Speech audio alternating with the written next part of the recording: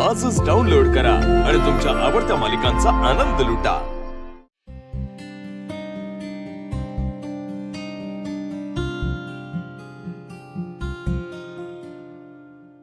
कशी आहे शिवा आता? काही बोलते का? आराम करते, बोलली नाही काही, काही खाल्लं नाहीये काही। मी जबरदस्ती केली म्हणून ज्यूस प्यायला, पण तेवढंच, बाकी काही नाही। ती खूप खचली आहे ती, मला काळजी वाटते तिची खूप। साहजिकच आहे। अरे आशू, आपल्यालाच एवढा मोठा धक्का बसलाय तर तिचं काय झालं असेल? तिच्या मनात जखम झाली आहे आणि ती जखम अशी ती शांत बसून नाही भरून निघणार। तिने व्यक्त व्हायला पाहिजे, मोकळं व्हायला पाहिजे काहीतरी। त्यासाठीच प्रयत्न चालू आहे तेवढे। माझी इच्छा आहे की ती बाहेर यावी या सगळ्यातून लवकरात लवकर। काळजी करू नकोस, मी सीताला सांगतो तिने काहीतरी खाणंही गरजेचं आहे, नाहीतर मनाबरोबर शरीराने ढासळून जाईल ते। तू तिच्या बरोबर राहा। हो आशू, तू ठीक आहेस ना? हो भाऊ, मी ठीक आहे। मला काय या सगळ्यामध्ये कोणीतरी खचून न जाता स्ट्रॉंग राहणं गरजेचं आहे, नाही तर आपण सगळे यातून कधी बाहेरच पडणार नाही असं मला वाटतंय। म्हणजे मी शेजारी बसलो तरी तिला कळत नाही, मला हाक मारावी लागते तिला, मग तिला कळतंय की मी बोलेल। आशू,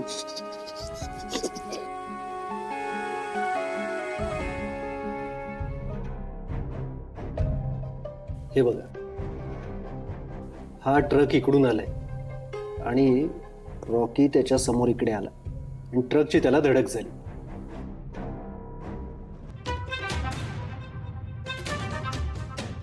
आता हे फुटेज तुम्ही बघितलं आणि जी काही स्टेटमेंट आम्हाला मिळालीत ना, त्याच्यावरनं असं वाटतंय की हा ॲक्सिडेंटच आहे। मान्य आहे सर, पण रॉकी तिथे काय करत होता हेच आम्हाला कळत नाही। नाही म्हणजे त्याचा यायचा रस्ता हा नव्हताच, मग तो तिथे काय करत होता? सर, रॉकी ना खूप चांगला मुलगा आहे सर। त्याने कधीच कोणासाठी काही वाईट केलेलं नाहीये सर। त्याच्या बाबतीत असा प्लॅन कोणी कसा केला असेल काय माहित सर। सगळं चांगलं चाललं होतं, कोणाची नजर लागली ना काही कळत नाहीये सर। नाही, अजून बऱ्याच गोष्टी क्लिअर व्हायच्यात, पण एकूण हे फुटेज बघता ही हिट अँड रनचीच केस वाटते। नाही, आम्ही ट्रक आणि त्याच्या ड्रायव्हर दोघांना पण शोधतो। काय ना की CCTV मध्ये ट्रकचा नंबर क्लिअर दिसत नाही, तरी आम्ही त्या भागातले CCTV चेक करतोय। ते एकदा मिळाले की या केसमध्ये डेव्हलपमेंट होईल आणि जे काही कळेल ते तुम्हाला आम्ही सांगतो। ठीक आहे सर, तुम्ही मला किंवा मांजाला सांगू शकता। ठीक आहे, आणि एक मिनिट। हॅलो काका, तू बरा आहेस ना? आपल्याला असं खचून चालणार नाही, आपण शोधून काढूया सगळं आणि आम्ही आहोत ना। मांजा, सगळ्यात आधी ना मला संपदाला सांभाळायला हवंय। तिच्याकडे ना बघवलं जात नाही रे, आणि तसाच धक्का शिवाला पण बसलाय।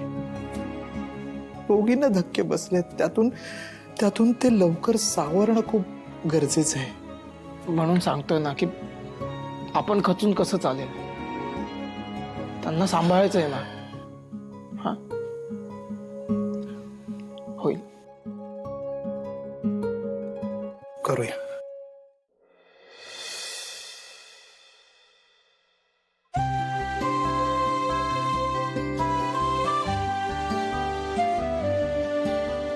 छान वाटतंय ना आता, मोकळी जरा हवा।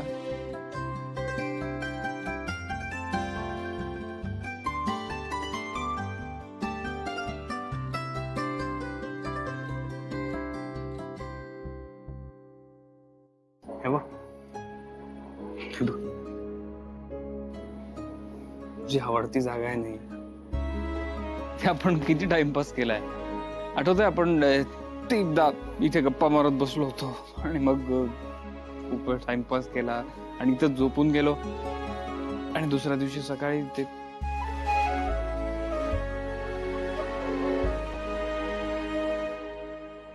इकडे ये, इकडे बस इथे. हं?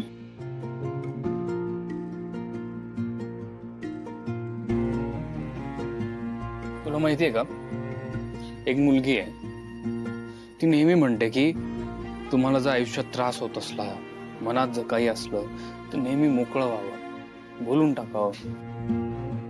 सगळ्या जगाला सांगत फिरते, पण स्वतः काहीच बोलत नाही, मनात ठेवते सगळं. सांग की ग शिवा, मनात काय आहे तुझ्या? ऐक ना, तुझ्या मनात जे काही आहे ना, जे काही आहे ते प्लीज सांग. तुला हवं तर ओरड, चिडचिड कर, रड, पण व्यक्त हो. मनात जे आहे ते बोलून टाक. तुला असं बघवत नाही आहे यार.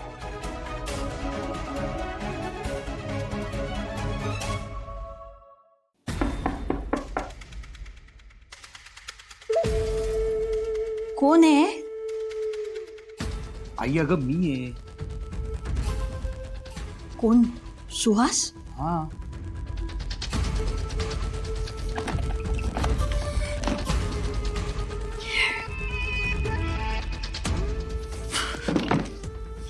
बाबा चला चल. तुला काही वेळ लागलाय का रे?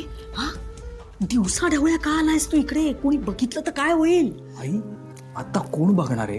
हेच हेच अतिशहाणा त्याचा बैल रिकामा. अरे हे असे गाफील राहिलायत ना, म्हणून सतत पकडले गेलायत तुम्ही. आता इथे कोणी बघितलं असतं तर वाट नसती लागली आपली.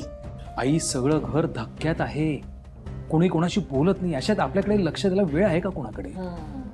हे बघ, हेच पुन्हा तेच. अरे इतकं सगळं घडून गेलं तरी त्या शिवाला हलक्यात घेतोयस तू? तिचा काय भरोसा आहे का बाबा? पेटून उठली ना तर महागात पडेल आपल्याला. तू काय एवढं टेन्शन घेतेस मला कळत नाहीये. तू आता त्या शिवाला बघायला हवं होतंस. चेहऱ्यावरून माशिनी हलत आहे तिच्या. ती काय माझ्याकडे लक्ष देणार आहे? पण तू बघच, एकदा का त्या घरावरती मला ताबा मिळाला ना. हो हो हो हो, मिळणार. त्यासाठीच चाललाय ना एवढा आटापिटा. जरा दमानं घे, धीर धर. आता कशाला दमानं घ्यायचंय? तुला सांगितलं ना, सगळं घर धक्क्यात आहे आणि त्यामुळे हीच योग्य वेळ आपला पुढचा प्लॅन सुरू करायची. सुहास, ही आई आहे तुझी. तुझ्या आत्ता जे डोक्यात आलंय ना, ते मी सुरू केलंय. माझा प्लॅन सुरू झालाय. कळलं? काय प्लॅन काय सांग ना. कळेल, वेळ आल्यावर कळेल.